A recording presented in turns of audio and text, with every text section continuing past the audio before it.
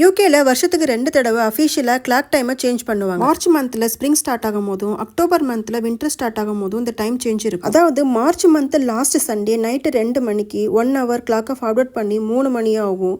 October month last Sunday night 2 மணிக்கு 1 hour கிளாக்கை backward பண்ணி 1 o'clock ஆகும் டைமை சேஞ்ச் பண்ணுவாங்க. இதை சிம்பிளாக வின்டர் ஃபால் ஸ்ப்ரிங் ஃபார்வர்ட்னு ஞாபகம் வச்சுக்கலாம். இன்னைக்கு மார்ச் 30 மார்ச் மாதத்தோட லாஸ்ட் சண்டே நைட்டு 2 மணிக்கு 3 மணியாக கிளாக்கு சேஞ்ச் பண்ணிட்டாங்க. நைட்டு டைம் மாறும் போதே நம்ம ஆட்டோமேட்டிக்காக நம்ம மொபைல்லாம் டைம் சேஞ்ச் ஆகிடும். ஆனால் நம்ம வீட்டில் மேனுவலாக சேஞ்ச் பண்ண எல்லா டைமுமே நம்ம மார்னிங் ஏஞ்சி சேஞ்ச் பண்ணுற மாதிரி தான் இருக்கும். இன்றைக்கி சண்டேங்கிறதுனால கொஞ்சம் லேட்டாக இருந்துச்சு. 8:30க்கு மொபைலை பார்க்கும்போது 9:30 டைம் மாறி இருந்துச்சு. அதுக்கப்புறம் தான் அந்த டே லைட் சேவிங்கை பற்றி ஞாபகம் வந்தது.